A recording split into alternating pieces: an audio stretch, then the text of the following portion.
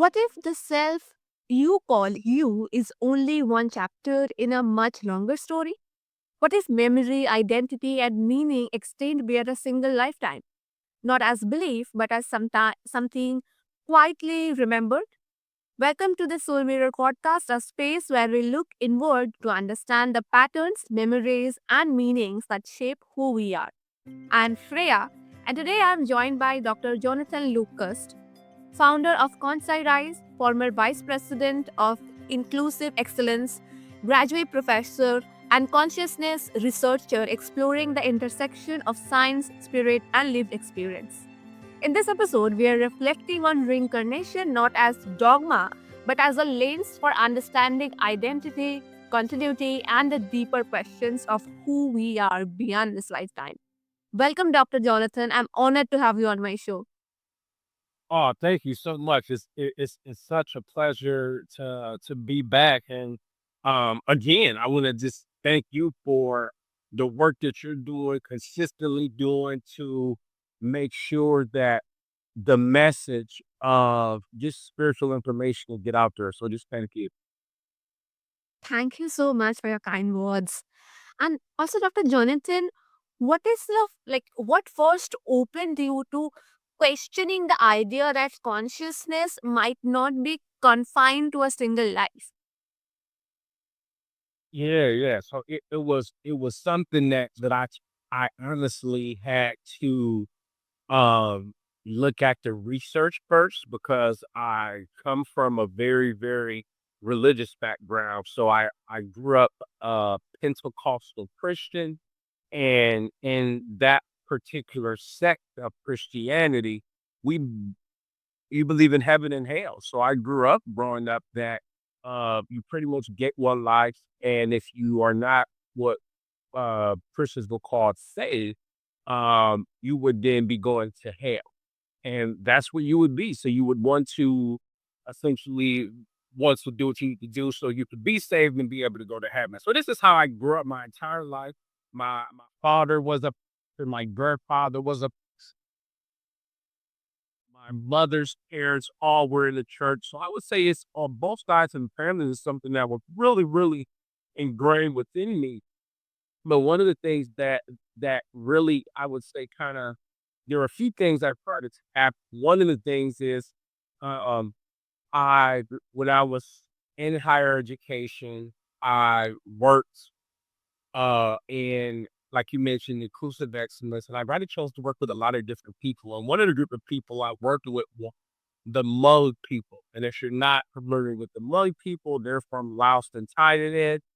But after the Vietnam War, a lot of them were able to move to the USA because the United States did a lot of bad things. So they let a lot of them move to the US. But essentially, a lot of them follow shamanism. So the thing that really kind of got me thinking, of one of was I'm hanging out with a colleague and his family. They invite me to his family's house, and they're speaking Hmong. So I asked his father, how long has he been a minister or shaman? And I'm thinking he will respond and say something like, "Oh, well, I've been a shaman for X amount of years." But he responds and says, um, "Well, I've been doing it in this life maybe for about X amount of years, but I also did it in my previous life, working with the Egyptians doing the pyramids." And he translates it back to me, and I just kind of disbelief. So I had that situation. The one thing too I'll say is I had one of my close mentors who taught me a lot of things. He is a white Irish guy. We told me he went under hypnosis before, and he found out that he was a slave, and all these things that these different stories that I had heard from people that I would look at as trustworthy and people that would have no reason to lie, but everything they would say, they would talk about it. It wouldn't be I was a king or I was doing this. It would be situations of they learned something very integral. So from there, as I started hearing these stories, I started looking to more of the reincarnational research, which reincarnation improve it. And then from there, really just enlighten my path to be able to say, okay, I'm going to try these things to see about previous memories and previous lives.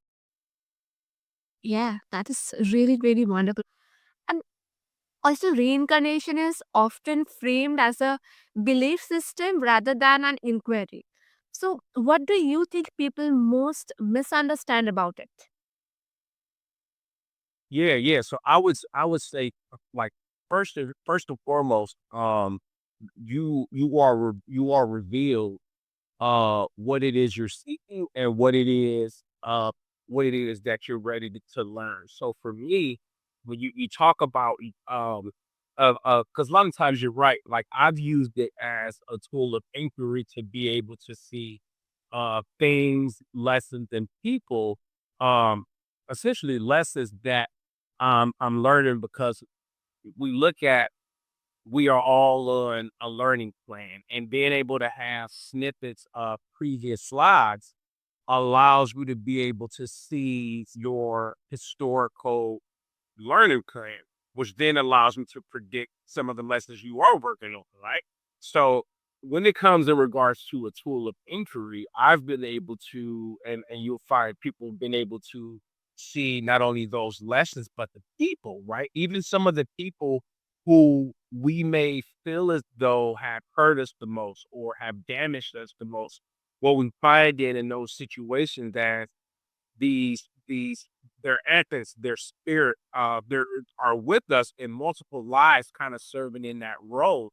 But that role is to help us learn a lesson, and all of these things, what you find out in the book called Journey of Souls, which is a wonderful book, where they actually talk about these pre-incarnated lessons that are decided with other souls that are going to help you learn those lessons. So we talk about as a tool of inquiry, it becomes a cool tool of inquiry to understand the lesson, the people, the roles, and all of these different things that have really came into your life to see a beautiful tapestry of the life you have.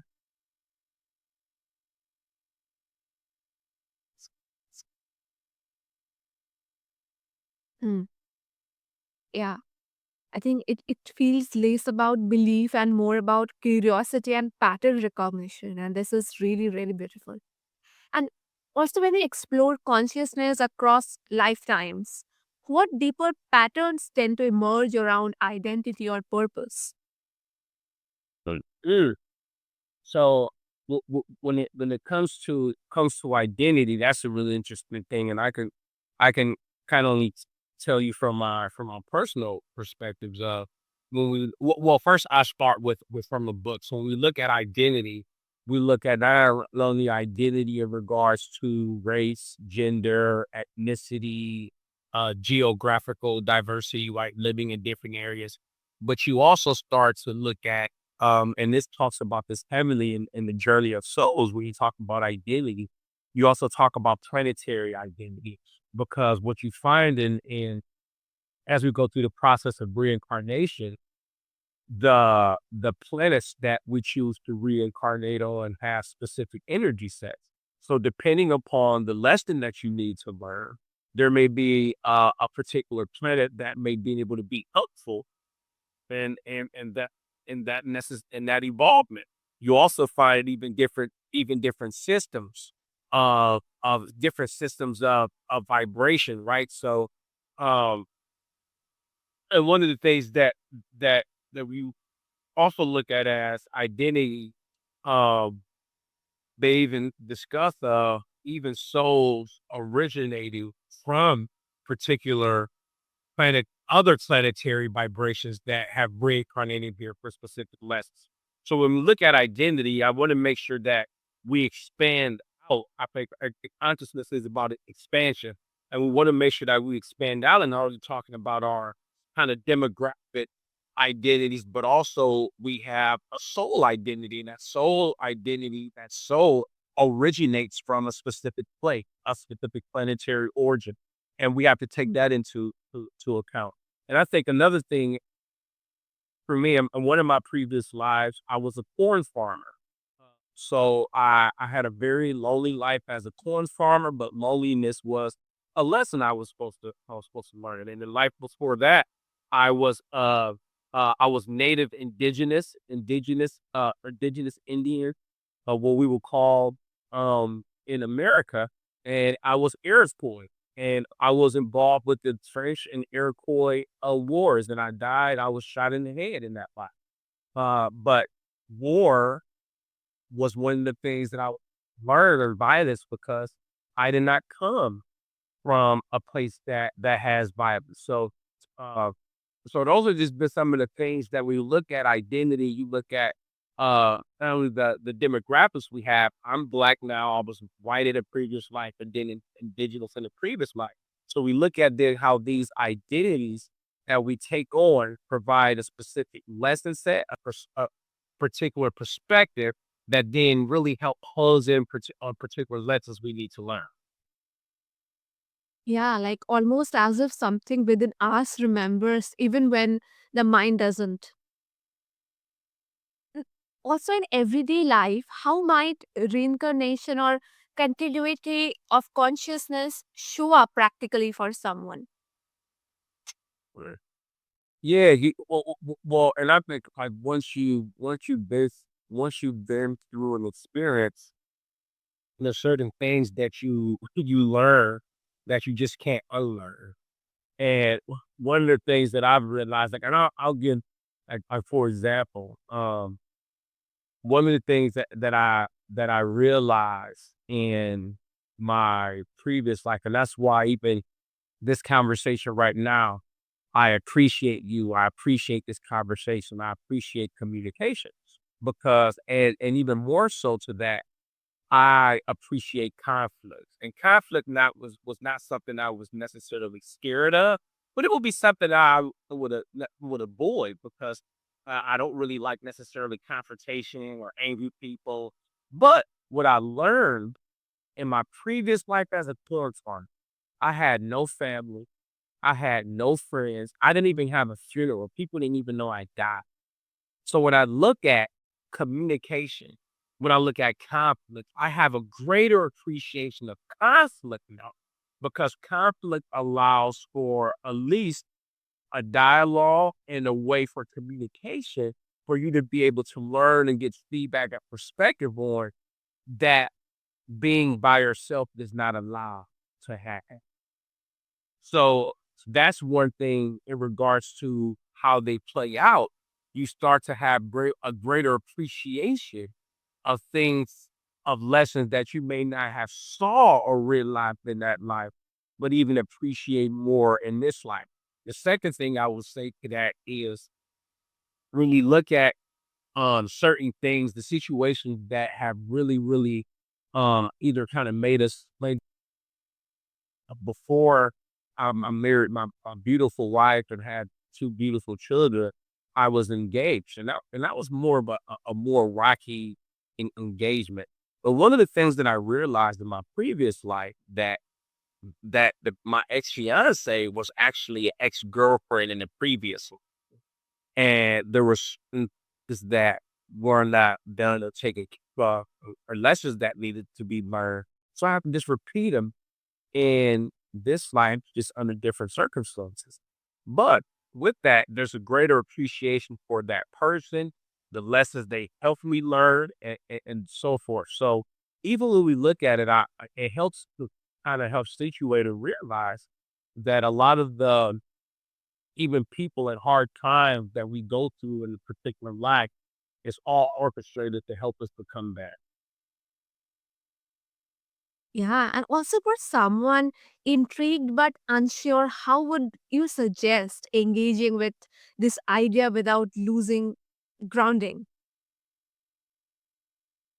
Yeah. So I would say the first thing to do is research, right? I mean, because that is what I think understanding is what can I help alleviate fear, know how to process things. So there's a few places to start. So I would say for one, there's a book called Journey of Souls.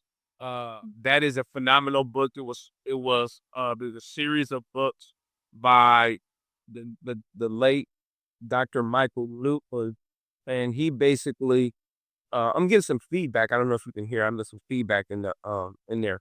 But there was in that book, Journey of Souls, he pretty much documents over about 1,000 people under hypnosis, documents the journey, and makes books about it. And not only does they talk about the specific identities, but I even talked about the different planets and how you travel and soul occupation, which is really interesting. And then lastly, I'll say to that is if you want to really kind of also look at it, there's the University of Virginia, their School of Medicine, they have a program called the Program of Perpetual Studies. And they've also there have proven reincarnation by way of birthmarks and the different stories the children would say they got their birthmarks from that the child has never experienced. And so you have so many of those different cases, you start to see a pattern. So I think that the best thing for people to do is if there's kind of like, where do I start, or how do I keep kind of stay grounded? Well, understanding helps one to be grounded. So read, research, and then that'll be able to allow one to be able to learn about it, but see if it's something that is for them. Yeah, I think it feels important that exploration deepens presence in this life and not just escape from it. And also skepticism. So, skepticism naturally arises with topics like this. So, how do you personally hold both scientific rigor and spiritual openness? Yeah, I would say even kind of to my last point about reading, right, and the research and being able to know what it says. And so I would say in a few different things, there is plenty of content, not only in the academic, right, the scientific, which I just talked about, the specifics, birthmark research, right? You also look at the documented cases of hypnosis, people reporting having previous lives and previous planets and being able to know the exact reason of why they came here. Like one of one of the cases they talk about that they chose to reincarnate here because at the other planet, they were flying beings that their son was dying. And if their son was dying, life can no longer inhabit there, so they need another kind of place to migrate and reincarnate. And that's what happened. So very, very, I would say, interesting type things, but it's all tied to these stories. And what's interesting is once you start to put all of these different things together, so the scientific research, um, that the School of Medicine Perpetual Studies, what they've done, the work that Dr. Michael Newton has done. And then you start to overlay that with other research like Carl Jung, Jung, who talks about the collective consciousness and how to be able to approach dream states and how one may evolve consciously. And then you look at the research that is happening with quantum physics, quantum mechanics, and how that's delving into more of the metaphysical research. You start to be able to see a system, and that system of patterns then start to then see, or what I start to see, it all comes together and it follows a chakra system. You know, like if you're familiar with the chakras in our energy centers, but our chakras and our energy centers becomes an allegory through spiritual evolutions and the type of as we travel through particular densities, and densities meaning each density is packed with more and more vibrational light, but you travel through the different densities at each level of consciousness. So the first density, red ray, would be more of a spark of consciousness.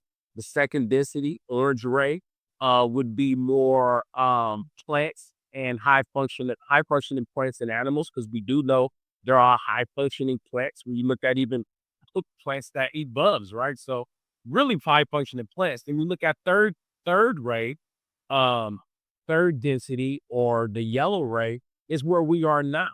And we're moving to fourth density. which is the green ray, the opening of the heart. But we see a lot of the things happening with the increase in vibrations, right? And this is where a lot of the metaphysics and things start to really, really come about. But really, I think I could say you look at all of these different patterns and they all start to say the same thing, that the vibrations are increasing. There is a collective consciousness that is happening. And even you look at the podcast, the telepathy tapes, which they also proved that with autistic and non-speaking children, right? So w- once someone is really looking at the research, you start to see not only these patterns, but these patterns of conscious progression that shows how we not only how we progress, but the ways in which and modalities in which how people actually progress consciously.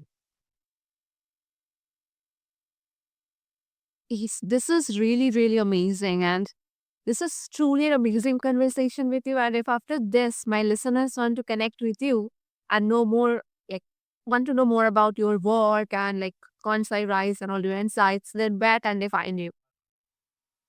Yeah, they can find me at ConsciRise.com, ConsciRise.com. Join our community. We have a free community where we have events that are free. We have a Mind Body Spirit series for the next several weeks, absolutely free. So join us on that. And if for those who want a more structured experience, we have paid memberships. So you're more than welcome to join us on there. You can follow me on Instagram and TikTok at J Locust Jr., JLOCUSTJR. And then you can follow ConsciRise on all of your social media platforms. And I'm also on LinkedIn, Dr. Jonathan Locust Jr. Yes, and I will make sure to attach all these details or links below so that the listeners can find them easily and get in touch with you. And to all my listeners, there is a reflection question for you today. If your life were a part of a longer journey, then what lesson might it be inviting you to embody right now? And remember, reincarnation is not about who you were, it's about who you are becoming through awareness and choice. And thank you for spending this reflective moment with us on the Soul Mirror. If today's conversation starts something familiar, then stay with it. Sometimes recognition is the first remembering. And the next time, keep listening inward and do not forget to hit the follow button and feel free to share your thoughts because your ears deserve premium content. Thank you.